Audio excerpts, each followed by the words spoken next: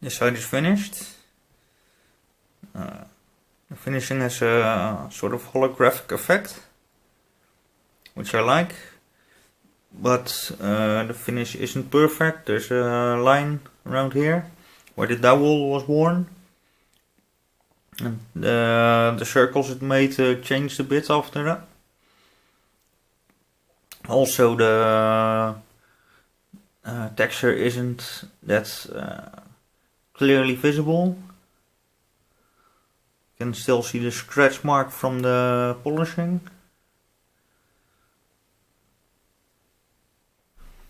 There's a woodwork shop at my work, and that's where I got this piece of oak, which I made this finish with. But I am not completely satisfied with it. It's still not pronounced enough or clear enough. So I went back and asked if they had something tougher. And they repurpose old furniture sometimes. And they had this piece of Wenge still left. They told me it's very tough. So this is the next type of wood I'll try to make a nice machine finish. There is one Wenge dowel. Stuff is really dark. I think this outside has been treated, but it's most as dark on the inside. Yeah. Now let's see what it does for making a machine finish. I squared the dowel on the rear end of the collet. Collet is hardened, so the file didn't touch it, but I gently filed the dowel. I repolished the hexagon, which was a bit stupid because now I lost the previous finish, so I can't compare them.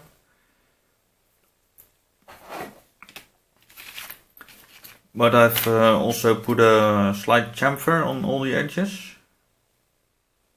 I decided to do some more polishing, so I sanded down the surface I made. I can't compare it with the new one I make. But I also realized that if I want a nice and shiny polished hexagon, then I have to drill the holes for the ring first, and also solder in the ring. And because the finished hexagon will be nicer if I do that before I apply the machine finish. I've made a loop in brass wire. It's 1.1 millimeter. And the loop is about 4.4 millimeters inner diameter. I use this carbide corncob mill, or corn mill, I don't know the exact name. Problem is I can't plunge it in directly, so I have to plunge it in a bit, then move to the side and slowly feed it in while I'll move it sideways. There might be some mirroring effect. I've put a sheet of polycarbonate in front of my lens to protect it.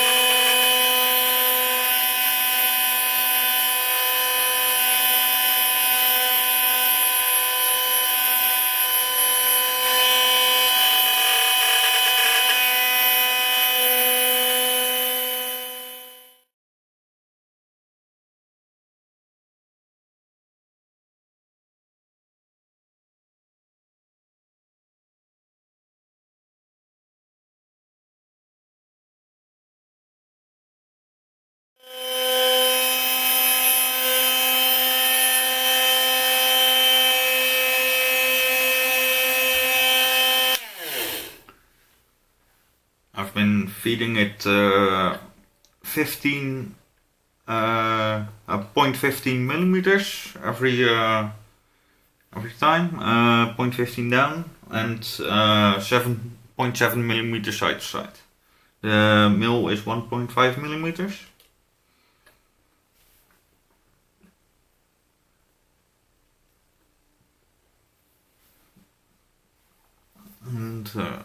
And let's check if the brass will fit.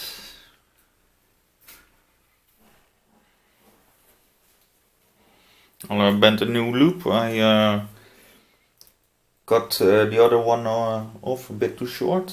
I clipped the wires, but that's good. I marked the pliers.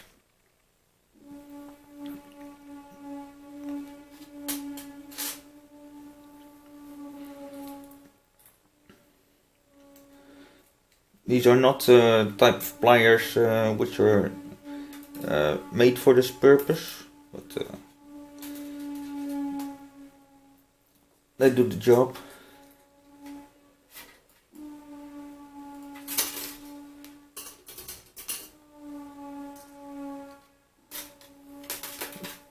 I hope it's on camera. I can't see the screen.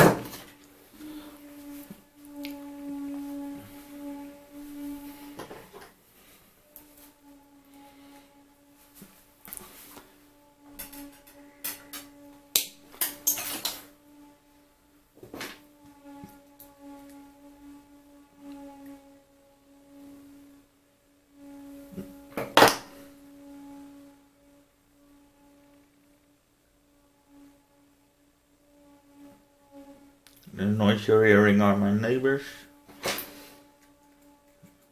They are sanding something. And this hole is not centered properly. I think the mill moved a bit when I tensioned the gib on the Z-axis, and the head moves a bit and then it will flex down sometimes.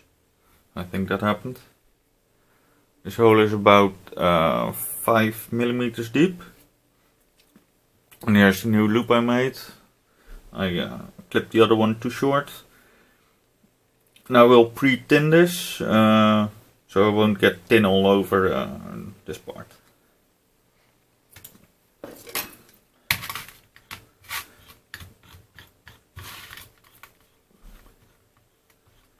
I haven't got a better vise for this.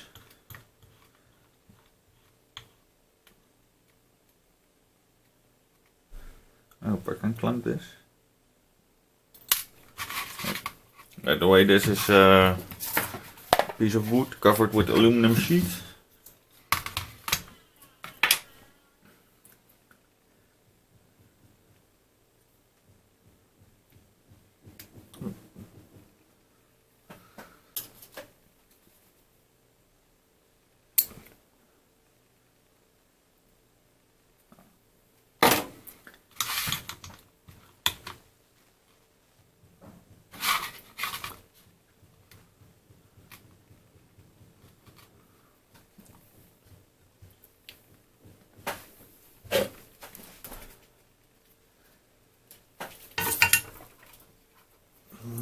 Got some very thin soldering wire.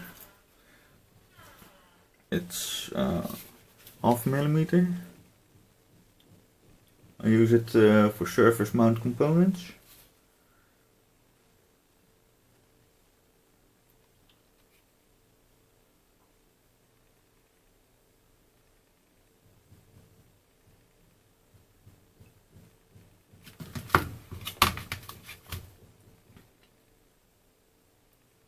I hope the flux core will hold up.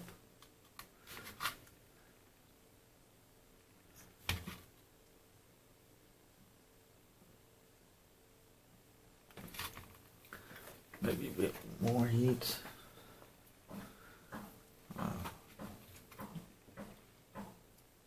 I can adjust the temperature on this soldering iron. The dial reads 275 degrees right now. but I don't know how accurate it is. It's a Chinese product, a cheap one, but a rather good one, I think.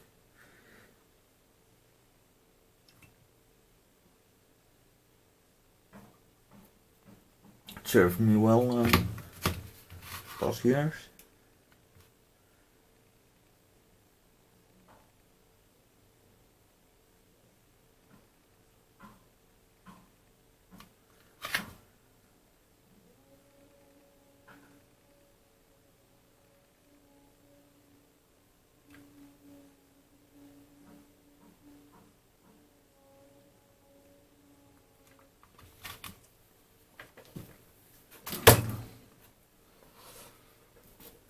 More power.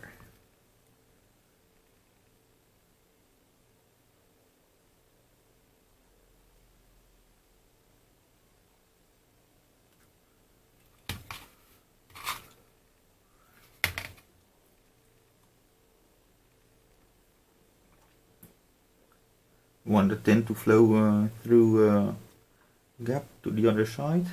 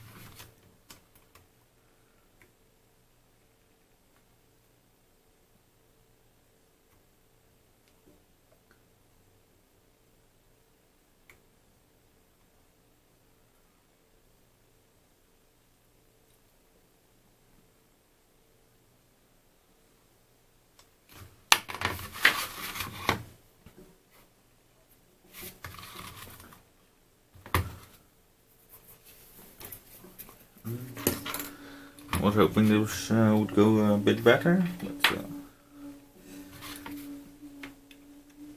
it won't.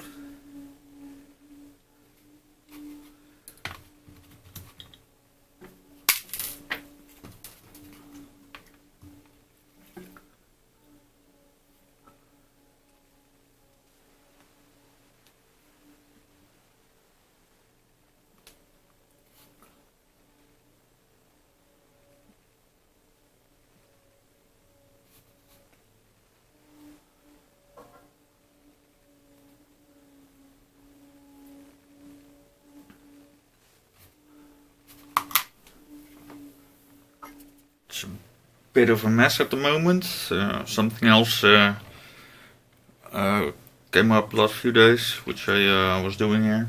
I've got this silver chloride, zinc chloride based flux, and a modified brush. I clipped a few of the hairs.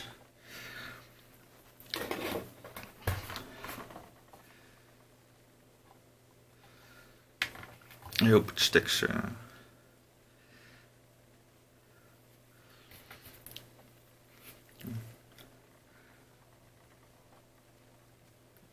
Just a tiny amount of flux to control the direction of the tin when I'm soldering.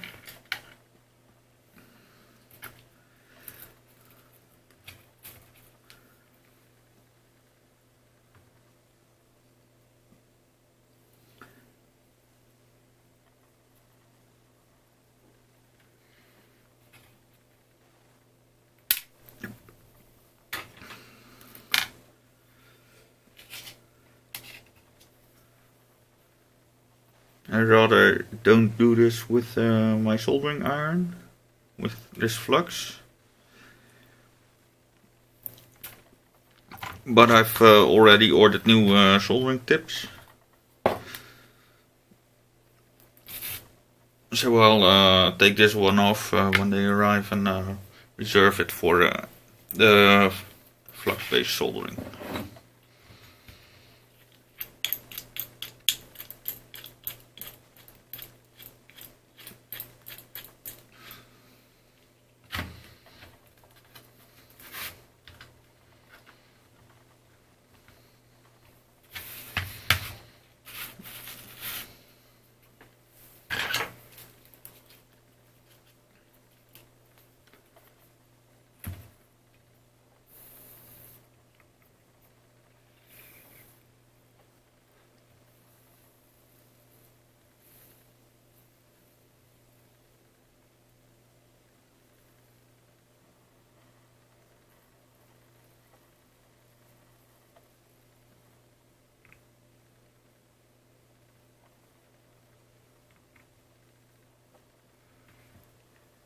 I hope I can transfer enough heat.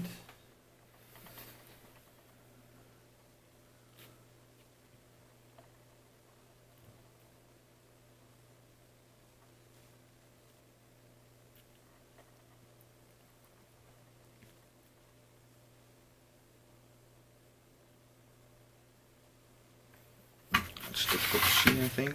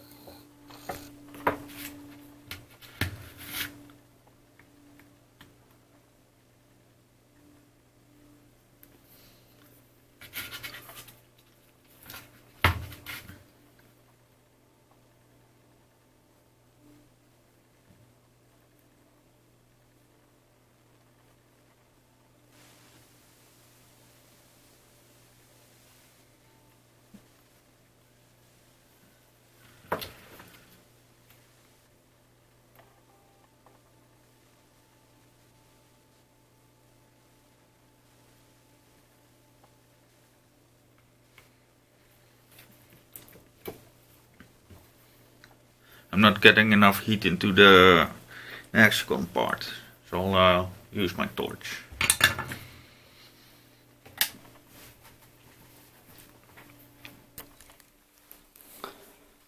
Still have to work on a new camera stand, but I've got some ideas and some materials for it.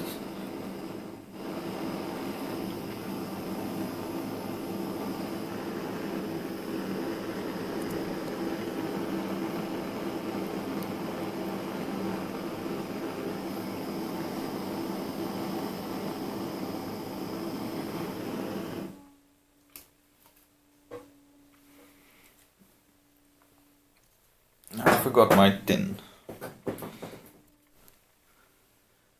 Right, I'm back. I've got some tin.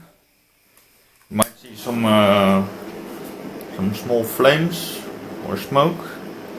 There's a bit of cork left on the clamp.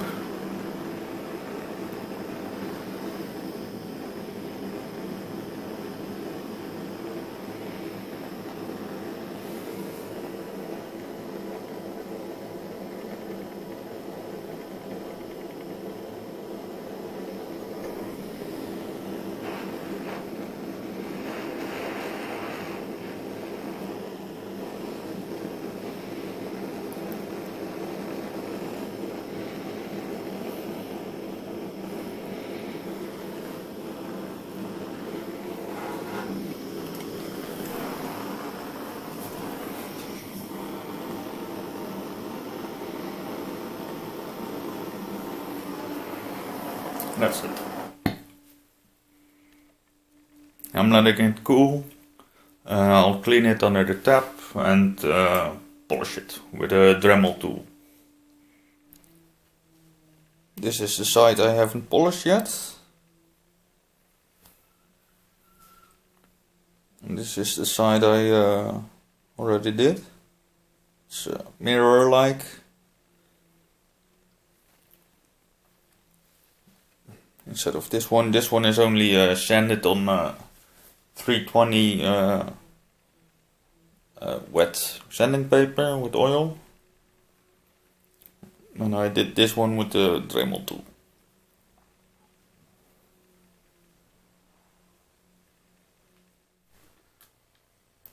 Okay, let's do this again.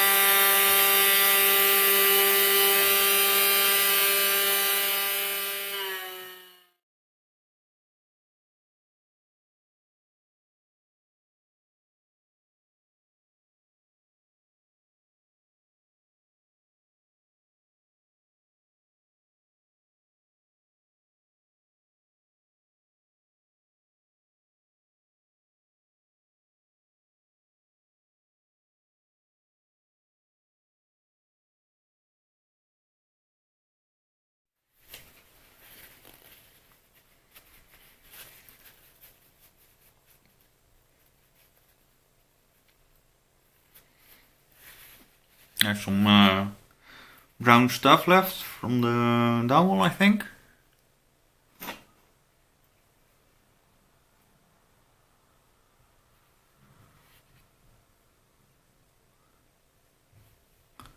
The effect is a bit hard to see for the camera. Let's see if I can get this right.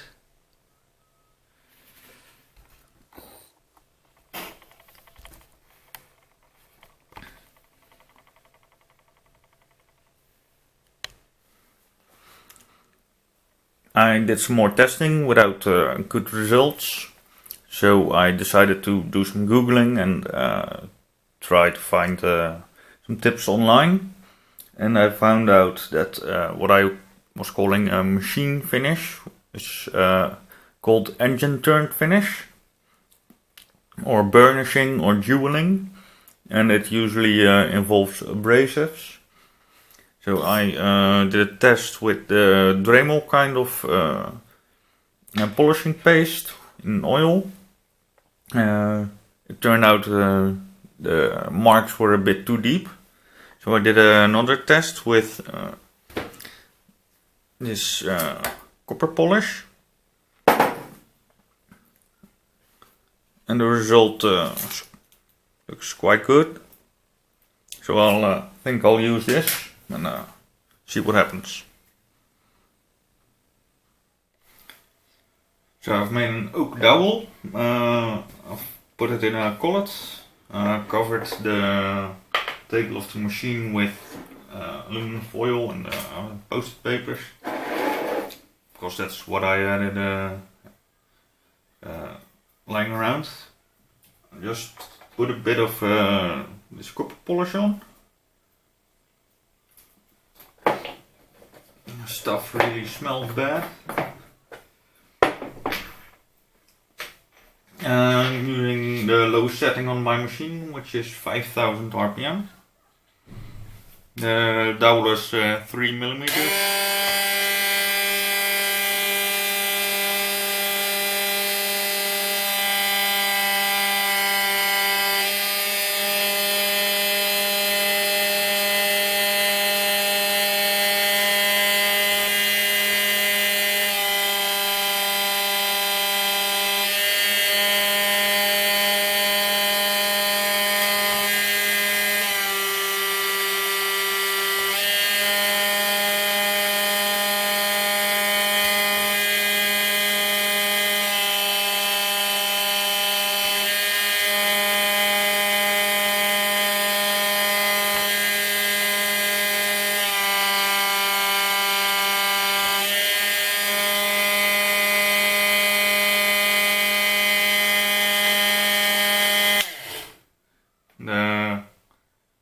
There is a screw to hold the Z-axis, the motor spindle, secure on the frame. It wasn't tight enough, so I hope that's not a problem. The distance between the holes I use is 2 millimeters in the horizontal direction, and the offset is 1.5 millimeters in the vertical direction.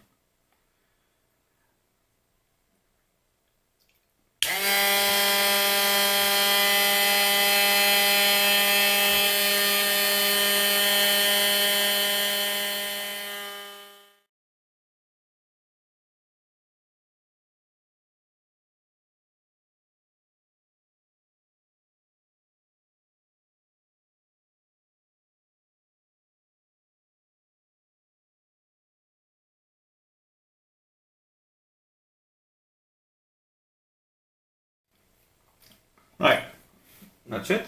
By the way, there's a screen protector between the lens and the mini mill, micro mill.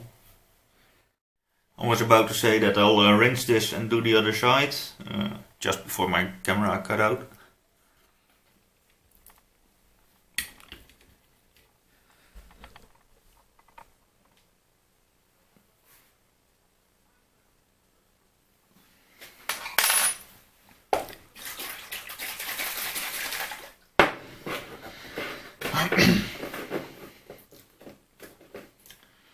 This time I won't cover the whole surface in one go.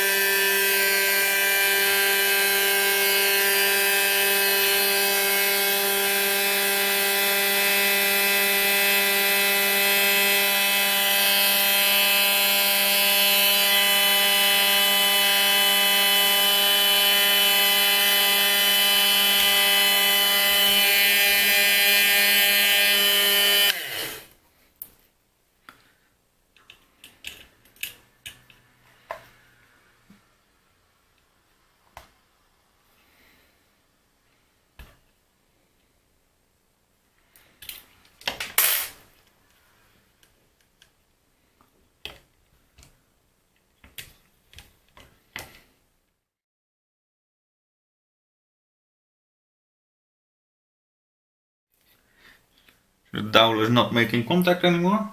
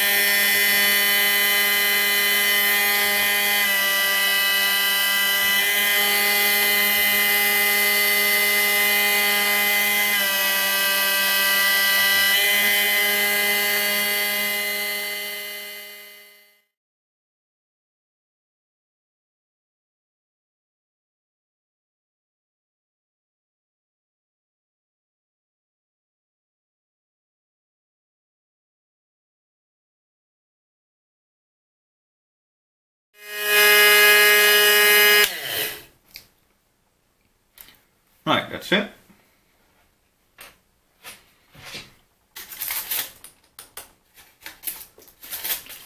I've decided not to do the edges. So, let's see if I can focus this. Yeah. This is what it looks like with the polishing liquid still on. Now I'll clean it, and then this one is done, I guess. There wasn't much contact on the last two rows, so I have to go back and do those again. Unfortunately, it weren't the first rows, because then I would have to do the whole pattern again, because it's overlapping.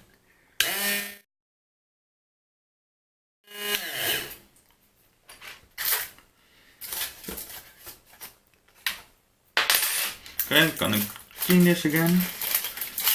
I could line this part up again because I've got a stop here. And, when I clean it, I use washing up liquid. I don't want to rub the polishing agent on the hexagon, because it might wear on the surface. I had to go back a third time. I missed 3 rows, I think, instead of 2, or the first one of the second try didn't catch. I hope it's okay now. So here's the result. Engine turned finish on the hexagon. There's a nice holographic effect. Took me a while to get it right, but I think it's okay. Only I missed a spot over here. I had to do the whole side again if I want to do it over, but I didn't feel like it.